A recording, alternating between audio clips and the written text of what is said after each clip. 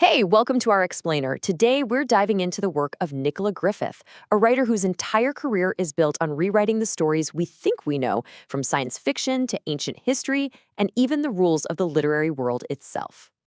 I write because I want to find out, and I write because I want to change the world. This quote, it's pretty much the perfect key to unlocking everything Nicola Griffith does. It's not just about personal discovery, you see. It's about making a real impact. And that mission is what fuels all of her work. So we're going to break down exactly how she pulls this off.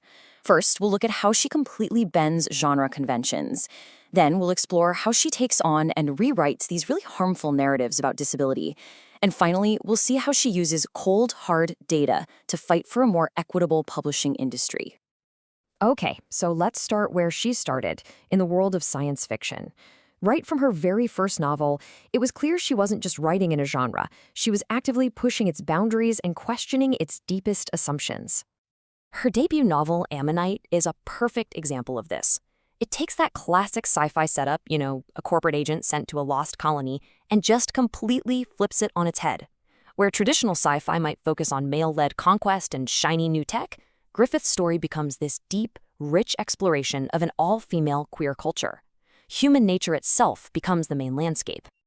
And this innovative approach, it definitely did not go unnoticed. She quickly started racking up some of the most prestigious honors in the field. I mean, we're talking Nebulas, World Fantasy Awards, even being named an SFWA Grandmaster. She wasn't just joining the conversation in speculative fiction, she was fundamentally changing it. So this drive she has to challenge norms, well, it builds into one of her most personal and powerful projects, confronting the deeply ingrained ableism in the stories we all tell and consume. After she was diagnosed with multiple sclerosis back in 1993, Griffith started seeing this really troubling pattern everywhere. In books, on screen, you name it. She noticed that disabled characters often weren't really treated as full, complex characters. They were being used as something else entirely. There's actually a term for this in disability studies, narrative prosthesis.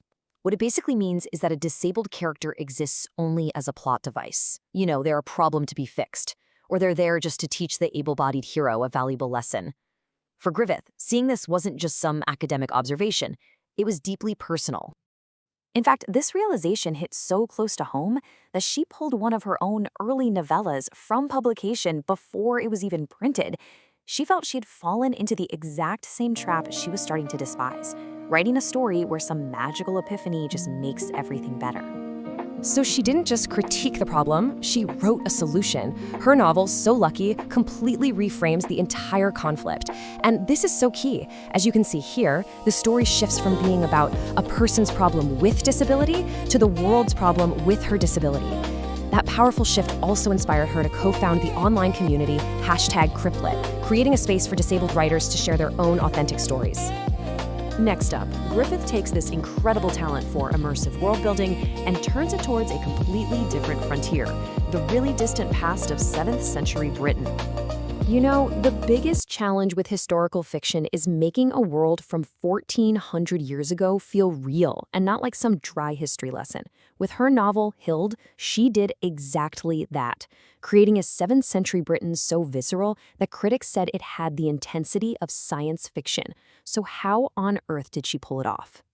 Her process, which she calls narrative empathy, is just brilliant. It all starts with obsessive research.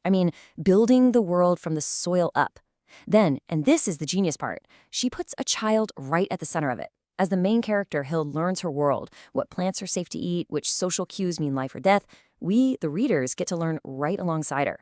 By grounding the whole experience in these fundamental emotions like fear and lust, she makes us feel what the character feels, essentially building that character inside our own minds. But Griffith's mission to change the world doesn't stop when she closes the manuscript. She also applies that same analytical mind to the very industry she works in, challenging the structures of publishing itself. Look, lots of people have opinions on gender bias in publishing, but Nicola Griffith, she wanted more than opinions. She wanted proof. So she turned to data, putting together a clear, undeniable picture of how bias really operates when it comes to the world's biggest literary prizes. And the data showed a pretty stark reality. Just take a look at this. For huge awards like the Booker, the Nobel, and the Pulitzer, over a 10-year period, male authors were consistently winning more than twice as often as female authors. The numbers just don't lie. And this bias isn't just about who wins the awards. It's also about visibility. An analysis she highlighted found that in a prominent New York Times column, male authors recommended books by other men 4 times more often than books by women. It's this self-perpetuating cycle that she used hard numbers to make totally impossible to ignore. Okay, so what does this all add up to? The genre-bending science fiction, the radical reframing of disability, the deep dive into history, the data-driven activism. What's the common thread here? It all comes back to this fundamental belief in the power of stories. Whether she's building a world on another planet or back in the 7th century, she's an innovator. Whether she's crafting a character or analyzing prize data, she's an advocate. She's a true world builder and, above all, a changemaker who proves that the stories we choose to tell have the real power to shape our reality. So the big takeaway here is that every story is a choice.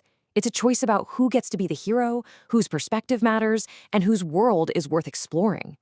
Nicola Griffith's entire career is a masterclass in challenging those old choices and making new ones. And that leaves us with a question to think about. If stories can truly overwrite our world, what story needs to be rewritten next?